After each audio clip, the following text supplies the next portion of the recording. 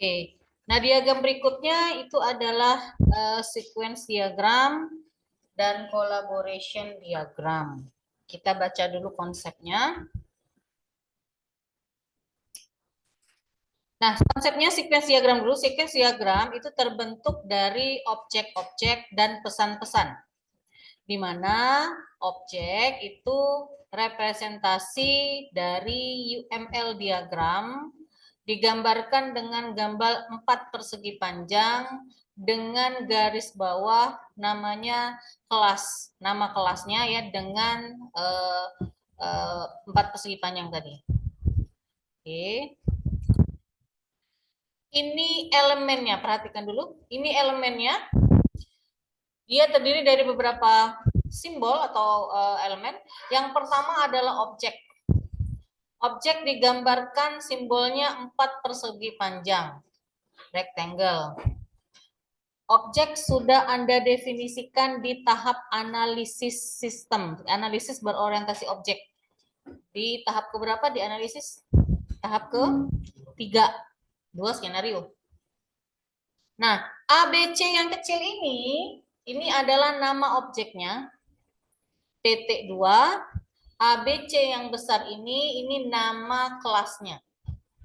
Jadi, nama objeknya apa, nama kelasnya apa. Kan sudah Anda buat ya di tahap yang ketiga ya. Di poin ketiga di analisa berorientasi objek. Nah ini ya. Nama objek huruf kecil semua, nama kelas huruf besar semua. Samakan dengan yang ini. Ini sudah Anda punyai di tahap ketiga analisis berorientasi objek. Ya. Kemudian message atau pesan itu interaksi antara objek-objek di dalam sequence diagram. Objek-objeknya tentu saja objek-objek yang berbeda. Jadi apa pesan yang tersampaikan dari satu objek ke objek yang lain? Dinotasikan dengan gambar arah panah. Itu apa pesannya? Diketik nanti di sini arah panah. Kalau dia itu text message ya. Kalau dia bersambung atau akan kita kelola message-nya, nanti kalau kita pakai asta atau pakai rational rows, dia ada 4 persegi panjang dalam bentuk vertikal seperti ini. Tetap disampaikan apa nama message-nya. Kalau misalnya dia salah, kita gunakan destroy message ya. Jarang dipakai. Tapi kalau misalnya dia pesannya dilakukan secara terus-menerus, ya, pesannya dilakukan secara terus-menerus, gunakan simbol garis putus-putus yang menuju ke objek pengirim. Contoh, kita mau mengelola data barang, di dalamnya kan bisa nyimpen, ngedit, itu kan bisa dilakukan secara berulang kali. Nah, jadi gunakan yang pertama, misalnya simpan, terus kayak ada simbol return, kayak gitu. Ya, nanti ada objek, nah, yang ininya simpan misalnya, kemudian ada gambar dari putus-putus, nggak usah kasih nama juga nggak apa-apa. Ini menandakan bahwa ini bisa dilakukan berulang kali. Ya, return kembali. Itu elemen dari sequence diagram. Nah, ini contohnya. Jadi yang paling atas ini adalah nama objeknya. Kamu lihat nama objek dan nama kelas yang berasal dari tahap ketiga kalian. Ya, berasal dari tahap ketiganya. Kemudian setelah dibuat objek-objeknya, yang berikutnya adalah kalian tentukan atau kalian lihat apa pesan yang tersampaikan. Nah, pesan yang tersampaikan itu sama dengan jadi message itu sama dengan operation yang ada di atribut dan operasi atau metode. Jadi melihat kata-kata yang ada di sini itu yang berasal dari tahap keempat. Kan tahap ketiga kita tentukan objek dan kelas ya. Tahap keempat kan atribut dan operasi. Nah, operasinya ini. operasinya. Nah, contoh misalnya ini ya, kayak contoh ini. CMS user ini adalah nama objeknya, nama kelasnya adalah user. Kelihatan nggak? Nama objeknya adalah user. Dia punya pesan dengan objek course admin, admin mata kuliah. Kalau ini kan pemakai penggunanya ini ya, pengguna ini adalah admin mata kuliah, di mana kelasnya adalah course administrator, admin mata kuliah. Apa pesan yang disampaikan? Bahwa si user ini akan memanage mata kuliah atau akan mengelola mata kuliah. Makanya kenapa saya sering menggunakan kata kelola untuk mengilustrasikan di dalamnya ada nyimpen, ngedit, nambah, ngapus, find, browse, segala macam. Nah, ini sama seperti manage. Ya, sama seperti manage, kelola mata kuliah.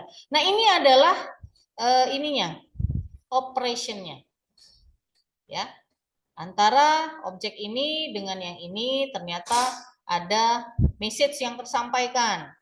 Atau misalnya yang kedua, antara objek course admin dengan course, dengan mata kuliah. Ini yang sama ya. Ini nama objeknya sama dengan nama kelas. Seperti yang saya bilang ya, kalau ada objek yang karakteristik dengan kelakuannya atau atribut dengan operasinya tidak ada yang sama dengan objek yang lain, berarti itulah nama kelasnya. Kan saya sering sekali bilang pada saat saya jelaskan di tahap yang ketiga itu. Nah, misalnya kayak gini nih, mata kuliah ternyata misalnya tidak ada yang sama dengan objek yang lain, atribut baik atribut maupun operasinya, berarti itulah nama kelasnya. Nah, ternyata ada yang apa namanya, yang mengelola data mata kuliahnya itu adalah course admin atau di dalam kelas course administrator. Nah, artinya bahwa si admin mata kuliah ini yang akan mengelola atau menyimpan, ngedit, ngapus mata kuliah. Ini dilakukan secara berulang kali. Nah, yang dibuat di sini, kalau contoh di sini yang dibuatnya ini adalah primary key atau atribut kunci dari si objek tadi. Ini menandakan bahwa kalau ada tanda putus-putus seperti ini menandakan bahwa dia bisa dilakukan berulang kali. Kayak gitu.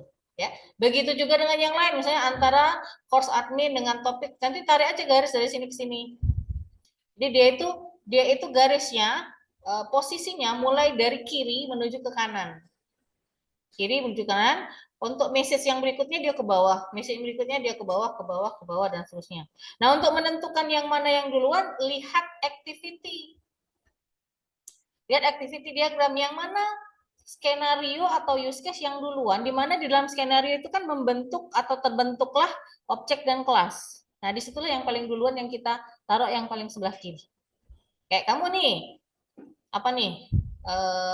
User, ada kelas user, objeknya misalnya mahasiswa. Ibu ini dulu. Oke, contoh lainnya.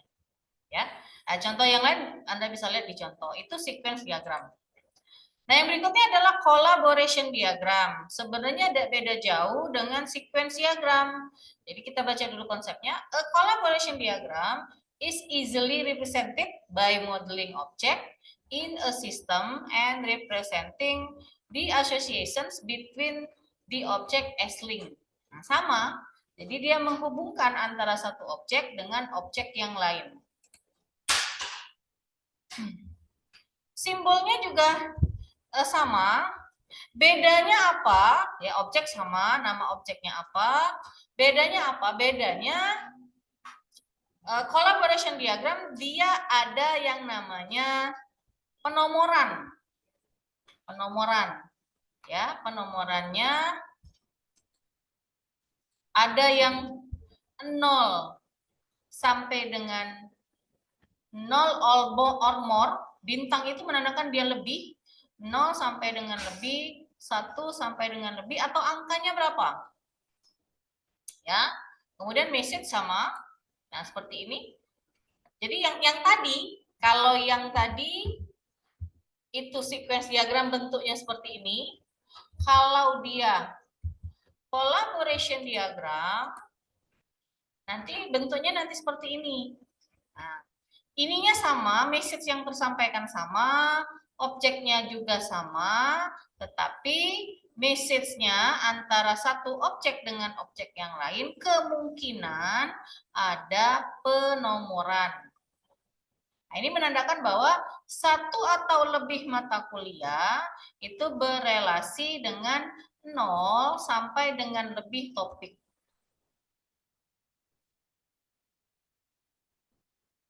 Ya, 0 sampai dengan lebih topik. Kalau kita pakai rational rules, mungkin Anda coba deh cari deh aplikasi namanya rational rules. Kalau pakai rational rules, kita sudah buat sequence diagram, tinggal pencet F5, keluarlah collaboration diagram. Lebih gampang. Ya, lebih gampang kalau kita menggunakan aplikasi ngerancang tools alat bantunya pakai rational rules. Oke, itu aja penjelasan saya mengenai sequence dan collaboration diagram.